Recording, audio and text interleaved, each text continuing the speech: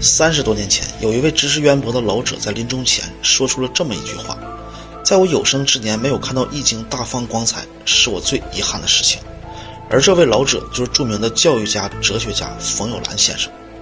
从上古伏羲创造八卦图到我们今天即将过去的2022年，易经已经有6500多年了。因为近现代我们科学技术的发展，易经被挤兑成了封建迷信，再加上它的内容晦涩难懂，基于易经的精华内容已经几近失传了。但是易经它到底是封建迷信，还是上古神族留给我们的启示呢？我们今天就来聊聊这门学问。我们都知道易经它有64个卦象，代表着万事万物的规律变化。但是我们想一个问题，早在上古时期的古人，他们是如何洞察到万物的规律呢？那么我们今天就从他的第一个作者说起，伏羲。在我们的神话中有盘古开天辟地，有女娲补天救人，伏羲创造八卦。这3件事或许他们之间离得并不遥远。传说伏羲的母亲是华胥国的华胥氏，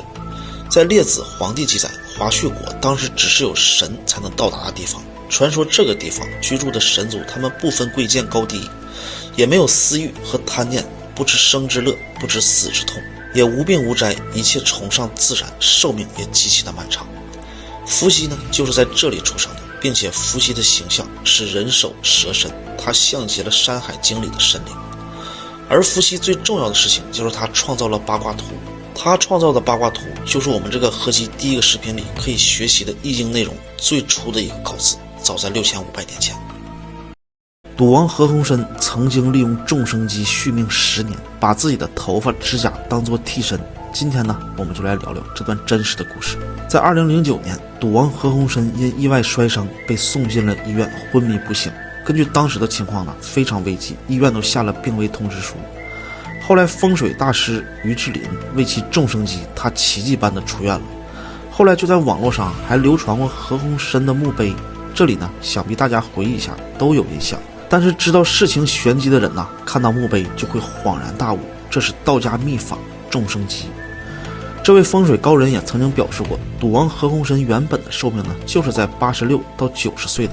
当时何家人开出了天价，请这位大师来帮赌王众生机，而多活了10年。当然了，这种秘法是和我们普通老百姓没有什么缘分的。众生机它源自于江西的道法，在中国至少有4000年的历史了。一个人的出生时间锁定了5行，决定了一生的吉凶祸福，同时也无时无刻的在与大自然和人群产生的气与磁场的共振作用。所以我们的传统文化、易经、五行、八卦这些规律还是建议大家学习了解的，因为真的和我们生活上的结果是息息相关的。只要你能学会一点皮毛，你就能知道自己一些命格的特点和发展的结果、发展的规律了。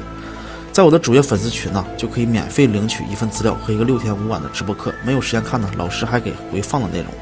老师用通俗易懂的方式给你讲述易经和五行的规律。易经它或许就是上古神族留给我们的启示，64个卦象演化了生活中的万事万物。而更加离奇的是，在1953年的2月份，美国的生物分子学家和英国的生物分子学家，他们提出了 DNA 的双螺旋结构，这才打开了研究遗传信息的大门。比如人们都好奇，孩子出生之后他为什么长得像父母呢？家族遗传病是怎么从爷爷奶奶辈传下来的呢？20世纪50年代，科学界已经基本掌握了大量的遗传信息的走向，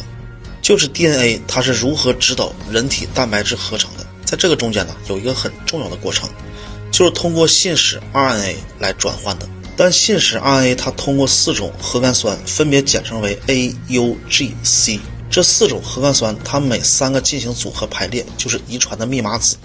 然后 DNA 它就是通过这个遗传密码子再生成人体的蛋白质的。后来时间到了1966年，美国的生物化学家尼伦伯格等人，他们就破译了生物遗传密码，因此也获得了诺贝尔奖。他们经过多年的反复实验，得出了64个遗传密码子，并且还把这64个遗传密码子编写成了国际普氏遗传表。后来就有一个法国人惊奇的发现，美国人所编写的普氏遗传表居然和中国的易经十分的相似。因为遗传密码子的64种组合排列正好和对应的是伏羲八卦图，如果用阳爻对表 C 和 G， 用阴爻来代表 U 和 A， 那么64个遗传密码子它正好可以被分成为乾、震、离、兑、坤、艮、坎、巽这8个卦象。最神奇的是，普世的遗传表适用于一切的生物，它具有普遍的意义。也许冥冥之中就是造物主把所有生命的本质已经早就写在了这个卦象当中。很多人呢都想学习易经，但是感觉易经太晦涩难懂了。但事实上，易经早已经参透了我们生活中的方方面面。大家要是感兴趣想学习易经呢，可以点击我下方给大家推荐的课程5天直播课，只需要1元就可以学习。也可以加我的粉丝群，下一期我带大家来了解一下更加不可思议的。不管发生多大的事儿，都要记着易经中曾告诉我们事缓则圆，就是任何的事情当它到来的时候，不要着急马上去面对解决它。你或许会有这样的体验，就是在生活中遇到问题时，只要你不冷静，心就一定会乱，事情就会越来越复杂，状况往往会越来越糟糕。而如果你能冷静下来，你就会很快看到最佳解决问题的方法。比如我举个例子，有一个人他偶然得到了一个珍贵的紫砂壶，非常的喜爱，甚至晚上睡觉的时候都要放在床头。在某天夜里呢，睡梦中一个翻身，他失手将茶壶打翻，茶壶的盖掉在地上。他惊醒后十分的懊恼，心想壶盖都没了，留着壶身有什么用呢？于是便抓起茶壶直接扔到了窗外。不想天亮之后呢，他发现这个壶盖正好掉在了他的棉鞋上，没有丝毫的损坏。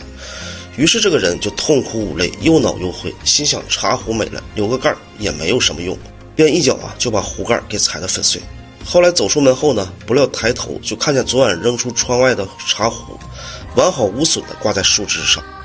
这个故事看完不禁感叹，明明有2次机会能够挽回，但是他都没有抓住和珍惜，一味的意气用事，最终终归错失了生活中的美好。我们回头想想，在我们谁的人生里没有过失手打翻过茶壶呢？工作中受一点点委屈，一怒之下拍桌子走人；在生活中或者是家里，脾气一点就着，一气之下发现自己做了个错误的决定，难以挽回。曾国藩说：“凡遇事须安详和缓以处之，若一慌忙，便恐有错。”就是在告诫我们，在做决定前呢，多给自己一些冷静思考的时间，静观其则变，静观其定变，越观越变。这也就是《心经》里所讲的“观事急则缓，事缓则圆”。心理学上有一种效应叫做12秒效应。暴风骤雨般的愤怒事件持续往往不超过12秒，过了这段时间，人就会恢复往日的平静。在问题出现的那一瞬间，一定要控制好自己的情绪，不要发火，不要偏激，不要说什么过激的话，做出什么过激的事情，要懂得忍耐。忍耐不是为了让你不去处理这件事情，而是为了避免在情绪失控情况下干出什么让自己后悔的事情。遇事冷处理是一种为人处事的成熟，也更是一种通透阔达的大智慧。所以大家越年轻越要趁早学易经，易经里都是古圣贤的智慧和规律。大家可以点击我合集的第1个视频来参加5天的易经直播课，也可以在我的主页加入易经的粉丝群，